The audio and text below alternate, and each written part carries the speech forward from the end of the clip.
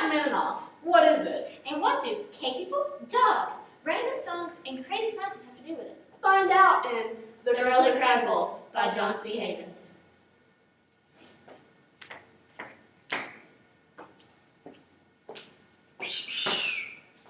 Why is it that men whistle at women as they walk down the street? This question has been asked by women throughout the years. But I'm pleased and happy to say my colleague, Dr. Minna Rapes, and I have a solution to this question that has baffled women throughout the years. Thank you, Doctor. Boys have brains the size of a walnut. Millions of years ago, when cave people still walked the Or earth. how long ago it was. The exact date is not important for anybody out there saying, but it wasn't a million years, it was only 600,000. Exactly. To you good people, I say relax. Well spoken, Dr. Minna Rapes. Thank you. Now on to the origin of what Dr. Boys have brains the size of a walnut, and I've come to call the wolf whistle syndrome. This is that annoying two-tone whistle that men hurl at women as if to say, with this whistle I will make you desire me. Not. That whistle actually makes us cringe to the marrow of our beings. It's true. Watch. Ooh. See, that's marrow, baby. Shoot that poison arrow through my heart. You must promise never to sing ever again. I cannot promise that, Doctor. I got the music in me. Well, then getting back to our experiment, To our experiment. perhaps when you whistle, you lads think will respond like this. Was that Rachmaninoff? Why, yes, it was. I see. He was kind of here instantly in the middle of this crowded street and make out with me. Why, yes, I will. Yeah, guys, in your dreams. I wonder what it'd be like if women tried to court men on the street. Interesting. Let's see. Pardon me, but I'm intrigued by your sense of humor. Okay, let me try. Okay. You remind me of my father, and that's a good thing. Huh. Interesting.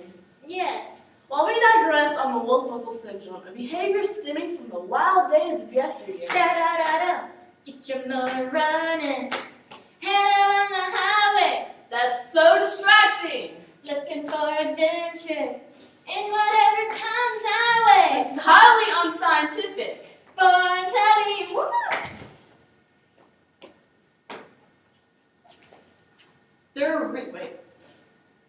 Yes. There are reasons I ask you not to sing. Yes, I see that. Shall I start the demonstration of the syndrome? Please, quickly. Here's the ancient caveman from millions of years ago. Notice the swaggering posture, the bent back, the swinging arms. The swinging arms. And the scratching. Notice the lead lies as if this caveman were a happy dog having scratched an annoying itch. We call this gesture the canis itch's happiest scratching gesture. Now, notice the caveman catch an elusive yet tantalizing scent. Is it perhaps a slaughtered bison? I have to say, I'm not really into bison anymore. I mean, seriously, have you ever cut through a bison carcass without any stone tools? It is murder on your nails. I mean, yes, I dig up slugs and grub from the riverbed at dawn for breakfast. And there are feces in my hair as a natural lion-deterrent. Let's say that. Which, incidentally, is really good for my hair's natural luster. Anyway, this season, bison out. Okay, no bison. How about pork? Enough is a fatty meat, okay? Besides, pork is a jumbo. Get it? Bored. Don't feed Lord of the Flies anymore. Anyway, what you want as a good connoisseur is a nice little fish. Spirit just as someone you do is about green house seagrasses. Oui. Then you take your spear and you gently ram it through an unsuspecting car. Or green. Or salmon.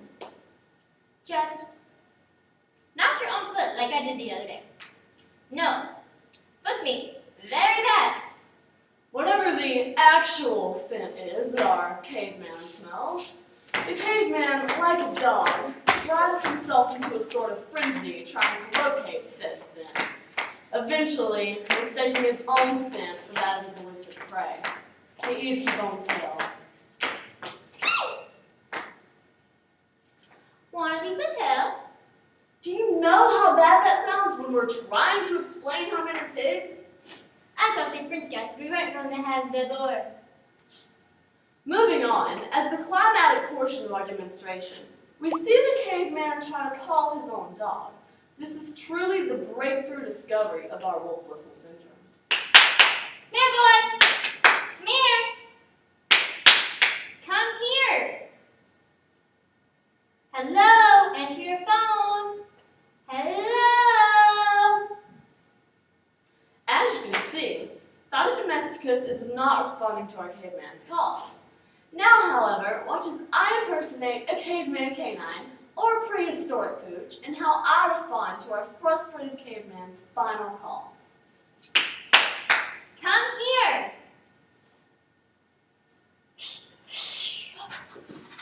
My dog like I've been enough. So what does this mean? In all of recorded history, or at least in this sketch intended for grand entertainment and side-splitting hilarity, that the first caveman assumed his dog was responding to the whistle, whereas He was actually a classic music fan. Just as I am a fan of classic rock. Like Kiss, for instance. Wanna rock and roll all night and party every day. please stop this. I'm just sorry you won't ever know the true joy of rock. Anyway, if this isn't making a lot of sense to you, that's alright. There isn't any scientific evidence per se for our theory. That's correct. It's actually more of a theory developed out of a deep reservoir of irritation and shame from women having been whistled at over the years. And again, if you're out there saying, you mean those crazy scientists just went through the motions of being cave people and dogs without any scientific research for evidence? You're right! Lighten up. Truly, lighten. You know who makes me feel lighter? James Taylor. When you're down and troubled, when you need a helping hand. If you don't stop singing, you will be troubled. Moving on, we do have one last project which we are currently doing research for. It's a new direction for us. An exciting one. This takes the wolf whistle syndrome and applies it to men. Now, this is parodied on shows like Saturday Night Live, which, although humorous in its depiction of women whistling at men, wasn't, In our opinions, realistic. precisely, in these other parodies, when women have whistled suggestively at men, the men have fled from the stage crying about how they're being treated as an object. We would like to demonstrate what would actually happen in this type of situation. I'll play a man, woman, And I am man. do that thing. Oh yeah.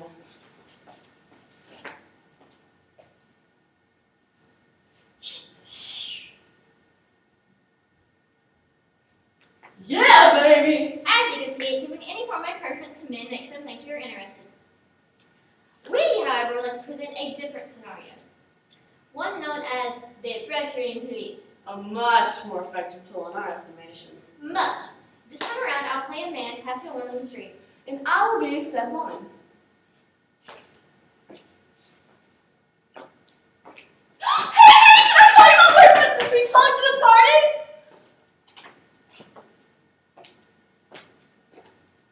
Hi, first city date is going to meet my parents!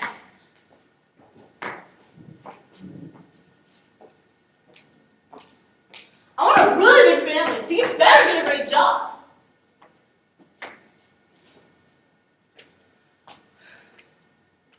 I know that's why you don't talk to me. You're actually saying stalk me till the day I die. If this is not making a lot of sense to you, we'll spell it out for you. When we ignore you, it means we're not interested. Ooh, witch woman, she got the moon in her eyes. So ruin our respectability when you do that. You're just mad because I'm in tune with the rhythm of my heart. Anyway, on to our mission. If you lads don't think we are serious about stopping your naughty whistling behavior, we will begin training women in our methods and send efforts around the globe. In every language known to humankind. Igniting living daylights out of you. So the choice is yours, lads. Either learn to treat women with the respect that they deserve, Or you'll end up like that caveman trying to find love. and never being able to scratch that annoying itch.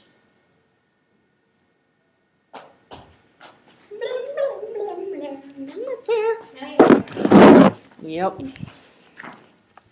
I get that skills. Oops. Uh-huh.